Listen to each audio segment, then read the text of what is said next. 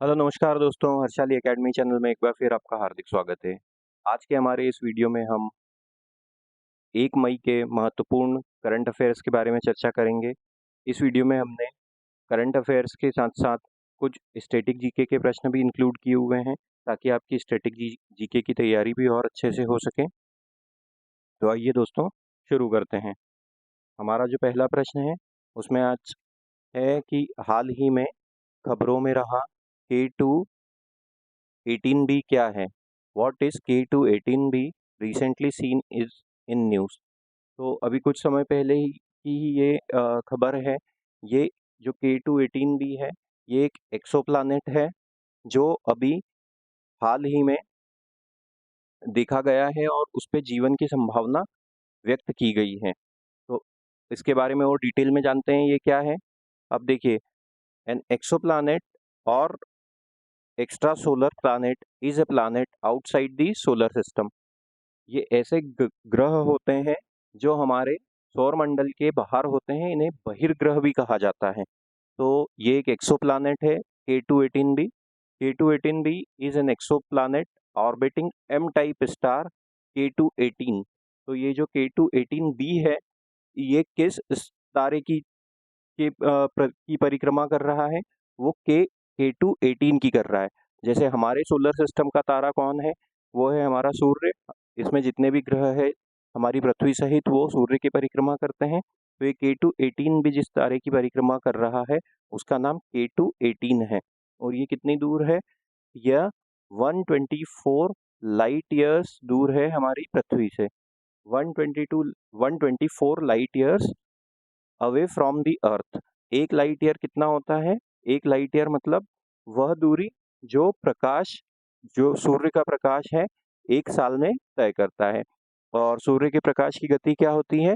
एक सेकंड में वायु में वह 3 लाख किलोमीटर की दूरी तय करता है।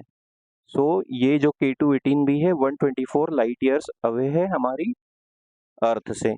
और अब एम टाइप स्टार्स क्या होते हैं? M type stars are smaller and cooler than the sun. ये जो एम टाइप स्टार्स होते हैं, वो हमारे जो सन है उससे छोटे होते हैं और उससे उनका तापमान भी कम होता है। The James Webb space telescope JWST, the most powerful telescope ever launched, is set to begin a crucial observation mission in the hunt for extraterrestrial life on the planet। तो अब ये जो हमारा एक टेलीस्कोप है, जो अभी तक का मोस्ट पावरफुल टेलीस्कोप लॉन्च किया गया है, जिसका नाम है James Webb space telescope JWST। ये एक इम्पॉर्टेंट चीज़ है याद रखने के लिए कि सबसे ज़्यादा पावरफुल टेलीस्कोप कौन सा है। वह इस प्लानेट का और ज़्यादा अध्ययन करेगा, इस चीज़ की उम्मीद में, ये देखने के लिए कि यहाँ पे कोई लाइफ है कि नहीं इस प्लानेट पे। आगे चलते हैं। हाल ही में भारतीय वैक्सीन निर्माता संघ IVMA के अध्यक्ष के रूप में किसे नियुक्त किया गया है? Who has been appointed as the president of the Indian Vaccine Manufacturers Association IVMA? तो IVMA का अध्यक्ष कृष्णा M एला जी को नियुक्त किया गया है। ये जो IVMA है और कृष्णा M एला है, इनके बारे में और थोड़ी सी जानकारी देख लेते हैं। Bharat biotech co-founder Krishna M. Ella was appointed the president of the Indian Vaccine Manufacturers Association IVMA for 2 years from April 24 to 26। उनका जो अपॉइंटमेंट हुआ है वो 2 सालों के लिए हुआ है, अप्रैल 2024 से अप्रैल 2026 के लिए। ही वुड सक्सीड आदर सी पूनावाला। यह किनसे चार्ज लेंगे? यह चार्ज लेंगे आदर सिंह पूनावाला से। आदर सिंह पूनावाला जी का नाम आज से 2-3 साल पहले काफ़ी ज़्यादा न्यूज़ में था। ये कौन है? ये सीरम इंस्टीट्यूट ऑफ इंडिया के प्रमुख हैं। सीरम इंस्टीट्यूट इंडिया वही संस्था है जिसने सबसे पहले स्वदेशी कोविड की वैक्सीन का निर्माण किया था। अब IVMA क्या है? IVMA established in 2010 is a non-governmental apex body, not for profit industry led and industry managed organisation. अब ये क्या होता है? ये जो IVMA है इसकी स्थापना 2010 में हुई थी। ये एक नॉन गवर्नमेंटल एपेक्स बॉडी है किसकी? वैक्सीन मैन्युफैक्चरर्स की। ये इसमें जो हेड होते हैं वो इंडस्ट्री से ही, वैक्सीन मैन्युफैक्चर इंडस्ट्री से ही कोई होते हैं, नॉट फॉर प्रॉफिट ऑर्गेनाइजेशन है। It is playing an active role in the Indian health care development process. भारतीय हेल्थ केयर डेवलपमेंट में काफ़ी ज़्यादा महत्वपूर्ण योगदान IVMA का रहता है। IVMA works to create and maintain an environment conducive to the development of vaccination in India involving industry, government and civil society. तो मुख्यतः जो IVMA है वो एक ऐसा फैसिलिटेटर के रूप में काम करता है, एक ऐसी बॉडी के रूप में काम करता है जो इस तरीके का इन्वायरमेंट प्रोड्यूस करे, इस जो कंड्यूसिव हो, जिससे वैक्सीनेशन ज़्यादा से ज़्यादा और सही दिशा में डेवलप हो सके। इसमें सभी का योगदान हो सके, सभी का कोऑर्डिनेशन हो सके, जैसे कि इंडस्ट्री प्लेयर जो है, जो भी कंपनीज हैं, गवर्नमेंट एंड सिविल सोसाइटी। तो एक महत्वपूर्ण जानकारी है ये भी इम्पोर्टेंट है कि भारत बायोटेक के को फाउंडर है कृष्णा एम एला जी। आगे चलते हैं। निम्नलिखित में से किस भारतीय ने प्रतिष्ठित 2024 गोल्डमैन पर्यावरण पुरस्कार जीता है? Who among the following has one the prestigious 2024 Goldman environmental award? तो इसका सही उत्तर है आलोक शुक्ला जी ने ये जीता है। आलोक शुक्ला जी छत्तीसगढ़ राज्य के एक एनवायरमेंट एक्टिविस्ट हैं, पर्यावरणविद हैं। अब और डिटेल में जानते हैं। Alok Shukla is a renowned environmental activist of Chhattisgarh Bachao Andolan, has been selected for the prestigious 2024 Goldman Environmental Award. He created Hasdev Aranya Bachao Sangharsh Samiti to protest against the public auction of the 21 proposed coal mines in June 2020, resulting in government cancelling the auction. तो इनका काफ़ी ज़्यादा महत्वपूर्ण role था। 21 coal mines के auction को रोकने के लिए, और उसी के प्रेशर के चलते गवर्नमेंट ने इनका ऑक्शन बंद किया। ये घटना जून 2020 में हुई थी। Alok Shukla is an activist, environmental activist, पर्यावरण के लिए कार्य करने वाले व्यक्ति हैं छत्तीसगढ़ से। अब ये जो अवार्ड है इसको ग्रीन नोबल के नाम से भी जाना जाता है, also known as green Nobel. The prize recognises grass roots environmental heroes. तो ये जो इन्वायरमेंट के लिए काम करते हैं विभिन्न जियोग्राफी में विभिन्न लोग, उनको उनके कार्य को सम्मानित किया जाता है, उसको रिकॉग्नाइज किया जाता है। The Goldman environmental prize was created in 1989 by American, ये अमेरिकन है, American philanthropist Richard and Rhoda Goldman. तो ये एक इम्पॉर्टेंट पॉइंट है। 1990 में इसकी स्थापना हुई थी। किसने की थी? American philanthropist Richard and Rhoda Goldman ने। अगले प्रश्न पे चलते हैं। हमारे देश ने आर्थिक साझेदारी को बढ़ावा देने के लिए किस देश के साथ B2B बैठक की मेजबानी की है? Our country has hosted B2B meeting with which country to boost economic partnerships? तो ये जो मीटिंग हुई है वो हाल ही में कुछ दिनों पहले नेपाल में हुई है, नेपाल के साथ हुई है। और डिटेल में जानते हैं इस मीटिंग के बारे में। In an effort to strengthen economic partnerships, the Indian embassy in Nepal and the Nepal India chamber of commerce and industry hosted a 2-day long माफ कीजिए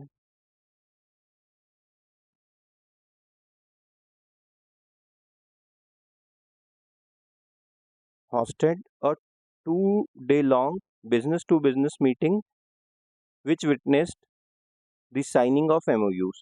तो हमारी जो नेपाल में भारतीय एम्बेसी है, भारतीय दूतावास है, उसने Nepal India chambers of commerce के साथ मिलके एक 2 दिन की business to business meeting organise की थी, जिसमें काफ़ी सारे MOU साइन हुए। The meeting attended by 35 delegates from the Millennia India International chamber of commerce and industry, इसका शॉर्ट फॉर्म है MICCIA, एंड NICCIA जिसके बारे में हमने पढ़ा the Nepal India chamber of commerce and industry covered energy, health care, construction, tourism, cold chain, medical devices, finance, consultancy and law sectors. इन सब के बारे में इस मीटिंग में चर्चा हुई और 35 डेलीगेट्स ने इसमें हिस्सा लिया था। वो कौन कौन सी बॉडी से थे? एक तो MICCIA से थे, एक NICCI से थे। अब B2B एक शब्द यहाँ पे इस्तेमाल हुआ है। B2B क्या होता है? B2B बिजनेस टू बिजनेस के लिए इस्तेमाल किया जाने वाला शब्द है। B2B is a transaction or business conducted between one business and another, such as wholesaler and retailer। तो बिजनेस के ट्रांजैक्शन दो प्रकार के होते हैं मुख्यतः, एक B2B होते हैं, B2B होते हैं और एक B2C होते हैं। B2C जो आमतौर पे हम देखते हैं कि हम किसी दुकान पे गए और हमने कोई सामान खरीद लिया, तो उसमें जो दुकानदार है या जो शोरूम वाला है वो बिजनेस ओनर है और हम कौन है? वो हम कस्टमर हैं। तो ये सीधे कस्टमर के पास आ गया, इसको B2C बोलते हैं। और एक B2B होता है, जैसे एक दुकानदार ने होलसेलर से सामान खरीदा तो उसको B2B ट्रांजेक्शन बोलते हैं, बिजनेस टू बिजनेस, एक बिजनेस से दूसरे बिजनेस में ट्रांजेक्शन हुआ। आगे चलते हैं। अगली मुख्य न्यूज है सिक्योरिटी एपेलेट ट्रिब्यूनल पीठासीन अधिकारी के रूप में किसे नियुक्त किया गया है? Who has been appointed as the presiding officer of the securities appellate tribunal. तो ये भी एक हाल ही की इम्पोर्टेंट न्यूज है एग्जाम के पॉइंट ऑफ व्यू से। इस प्रकार के प्रश्न एग्जाम में पूछे जाते हैं। तो इसका सही उत्तर है justice Dinesh Kumar has been appointed as the presiding officer of securities appellate tribunal. SAT भी बोला जाता है इसको। सिक्योरिटीज अपेलेट ट्रिब्यूनल के बारे में और जान लेते हैं। दिनेश कुमार से याद आया कि हमारे जो अभी नौसेना प्रमुख नियुक्त हुए हैं उनका नाम भी दिनेश कुमार त्रिपाठी है। अब SAT के बारे में पढ़ते हैं। सिक्योरिटीज अपेलेट ट्रिब्यूनल क्या है? Securities Appellate Tribunal was established in 1992 as a statutory body as per the provision of the SEBI Act 1992, where orders passed by the SEBI, IRDA and PFRDA are appealed, heard and resolved। तो अब ये क्या है? ये एक ऐसी body है जिसकी स्थापना 1992 में हुई थी, किसके तहत? सेबी एक्ट के तहत हुई थी। और ये क्या है कि एपेलेट ट्रिब्यूनल है, जहाँ पे अगर सेबी ने कोई ऑर्डर दिया है, IRDA ने कोई ऑर्डर दिया है या PFRDA ने कोई ऑर्डर दिया है और उसके अगेंस्ट किसी को कोई ग्रीवियंस है, उसके अगेंस्ट उस ऑर्डर पे कोई और फर्दर डेलिब्रेशन चाहते हैं, तो उसकी अपील कहाँ पे की जा सकती है? सिक्योरिटीज एपेलेट ट्रिब्यूनल में की जा सकती है। सेबी क्या होता है? SEBI securities and exchange board of India है, जिसकी स्थापना भी 1992 में हुई थी, जो मुख्यतः हमारे जो शेयर मार्केट है, कैपिटल मार्केट है, उनके रेगुलेशन का काम करता है। IRDA insurance regulatory development authority, जो इंश्योरेंस इंडस्ट्री का रेगुलेशन करती है। और PFRDA NPS APY इन सब आदि और दूसरी सोशल सिक्योरिटी स्कीम्स को मैनेज करती है। The Securities Appellate Tribunal has only one bench which sits in Mumbai and its jurisdiction extends to the whole of India। तो SAT की एक ही बेंच है जो मुंबई में स्थित है, जो पूरे देश में इस प्रकार के मामले होते हैं उनकी सुनवाई करती है। हाल ही में हमारा देश इस बंदरगाह के नवीनीकरण की लागत को वित्त पोषित करने पर सहमत हुआ है। Recently our country has agreed to fund the cost of renovating the port of which country. तो इसका सही उत्तर होगा श्रीलंका। श्रीलंका के साथ एक हमारा ये समझौता हुआ है कि हम वहाँ का एक पोर्ट डेवलप करेंगे। और डिटेल में जानते हैं ये क्या है। इंपॉर्टेंट प्रश्न है परीक्षा के लिए। Sri Lankan cabinet has decided to renovate the Kankesan Thurai port in Northern Province, with India agreeing to fund the entire project cost at USD 61.5 million। इसकी कॉस्ट कितनी होगी? 61.5 मिलियन यूएस डॉलर्स होगी। और श्रीलंका की कैबिनेट ने इसको अप्रूव किया है कि ये वाला जो पोर्ट है भारत सरकार की मदद से इसको रिनोवेट किया जाएगा। अब इसमें रिनोवेट करने के लिए भारत सरकार की इच्छा क्यों है?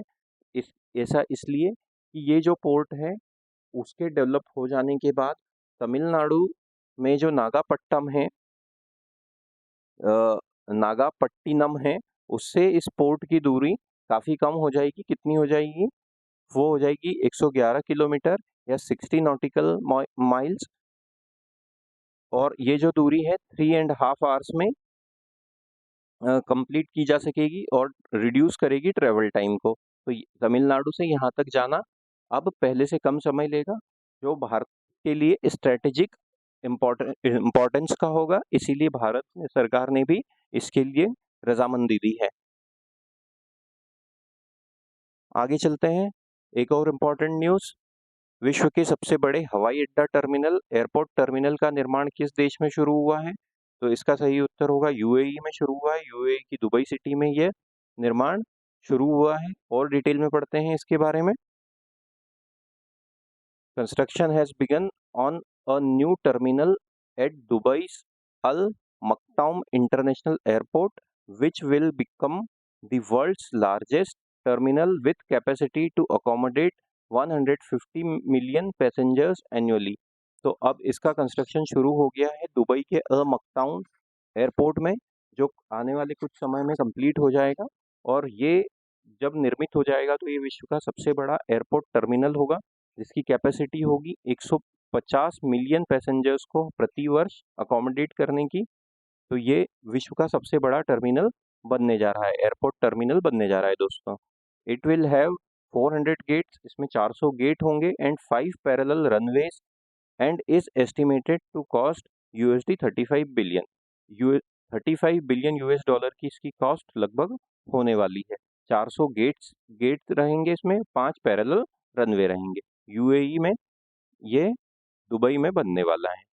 इंपॉर्टेंट प्रश्न है परीक्षा के दृष्टिकोण से। आगे चलते हैं। NHPC ने सौर ऊर्जा विकास के लिए किस देश की कंपनी के साथ समझौता ज्ञापन पर हस्ताक्षर किए हैं? NHPC has signed an MOU with a company of which country for solar energy development। तो ये NHPC जो है उसने कौन से देश की कंपनी के साथ एक MOU साइन किया है? इस प्रश्न का सही उत्तर है नॉर्वे की कंपनी के साथ किया है। और डिटेल में पढ़ते हैं। देखिए यहाँ पे क्या दिया हुआ है, in an attempt to supplement countries mission to achieve renewable energy generation target by 2030, NHPC Limited has signed a memorandum of understanding MOU with Ocean Sun, a Norwegian company, to explore cooperation on floating solar technology project. तो floating solar technology projects क्या होते हैं? ये ऐसे solar panels होते हैं जिन्हें आमतौर पे पानी पे बनाया जाता है, जैसे किसी तालाब या फिर किसी झील के ऊपर बनाया जाता है, जिससे कि यह फ्लोट होते रहते हैं सूर्य के प्रकाश की दिशा में, जहाँ पे सबसे ज़्यादा उनको फोटोवोल्टिक एमिशन मिले, जिससे ज़्यादा से ज़्यादा एनर्जी प्रोड्यूस हो, ज़्यादा से ज़्यादा लाइट प्रोड्यूस या इलेक्ट्रिसिटी प्रोड्यूस हो। तो उनको फ्लोटिंग पैनल, सोलर पैनल कहा जाता है। और जो नॉर्वे की कंपनी है ओशियन सन, उसके साथ एक MOU साइन हुआ है हमारे NHPC का। ये क्यों हुआ है? एक हमने यहाँ पे भी एक इम्पॉर्टेंट लाइन इंक्लूड की है, in an attempt to supplements countries mission to achieve the renewable energy generation target by 2030। तो हमारे देश ने एक बहुत महत्वाकांक्षी टारगेट लिया है कि 2030 तक हमारी जो इलेक्ट्रिसिटी जनरेशन कैपेसिटी है उसे 500 गीगावाट्स तक ले जाया जाए, और उसमें जो 50% प्रोडक्शन है, मतलब 250 गीगावाट प्रति वर्ष रिन्यूएबल एनर्जी से, जैसे सौर ऊर्जा या फिर जल ऊर्जा, इनसे आना चाहिए। और हमारी जो डिपेंडेंसी है कोल पावर पे, कोयले से निर्मित बिजली पे, वो कम हो।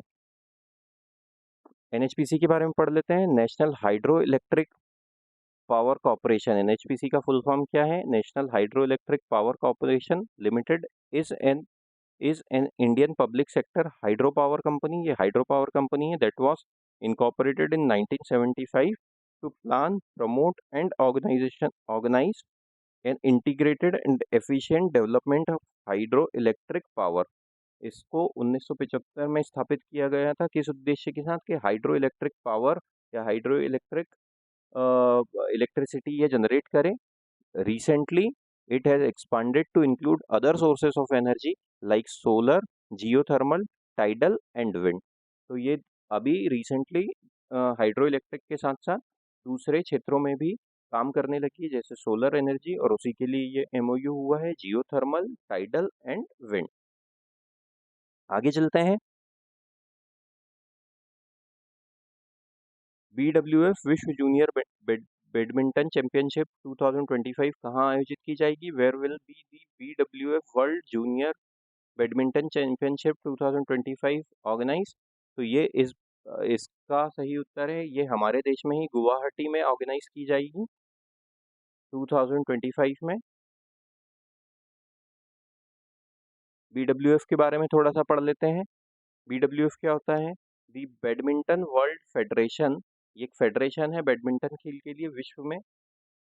It was established in 1934, is the international governing body for the sports of badminton, recognized by the international Olympic committee. International Olympic committee के द्वारा इसको रिकॉग्निशन प्राप्त है. इसकी स्थापना वर्ष 1934 में हुई थी. ये इंटरनेशनल गवर्निंग बॉडी है बैडमिंटन खेल के लिए. It has HQ, it has headquarter in Kuala Lumpur, Malaysia. इसका कुआलालंपुर में हेडक्वार्टर है दोस्तों, मलेशिया में. फिर एक इम्पॉर्टेंट प्रश्न आया है हमारे पास. इस प्रकार के प्रश्न बहुत ज़्यादा संभावना है कि परीक्षा में आए. ईशान नामक एक परियोजना निम्नलिखित में से कहाँ से शुरू की गई है? One project name as Ishan has been started from which of the following? ये जो हमें 4 ऑप्शन दिए हैं, इसमें से ईशान नाम की परियोजना जो है AAI मतलब एयरपोर्ट्स अथॉरिटी ऑफ इंडिया ने शुरू की है. और डिटेल में पढ़ लेते हैं. तो ईशान क्या है? Airport authority of India has launch the Ishan. Ishan का फुल फॉर्म क्या है? Indian single sky harmonised air traffic management. तो एयर ट्रैफिक मैनेजमेंट अभी जो होता है वो हमारे देश में अलग अलग स्थानों से होता है. तो अब गवर्नमेंट ने या एयरपोर्ट्स अथॉरिटी ऑफ इंडिया ने डिसाइड किया है कि इस एयर ट्रैफिक को एक ही जगह से मॉनिटर किया जाएगा इसको, और इसको एक ही जगह से ऑपरेट किया जाएगा ताकि अच्छे से कोऑर्डिनेशन हो सके और गलतियां होने की संभावना कम से कम हो. और इसको कहाँ से इसकी जो प्रपोज लोकेशन है वो कहाँ है? It aims to unify India's flight information regions into one system manage from Nagpur. इसे नागपुर में स्थापित करने की योजना है. तो ये जो क्या होता है, फ्लाइट इंफॉर्मेशन रीजन्स कहे जाते हैं. जो डोमेस्टिक फ्लाइट्स होती हैं, हमारी पैसेंजर फ्लाइट्स होती हैं, उनको मैनेज करने के लिए उस स्टेशन को क्या कहा जाता है? Flight information region. तो अभी क्या होता है, presently air space is divided into 4 FIRs.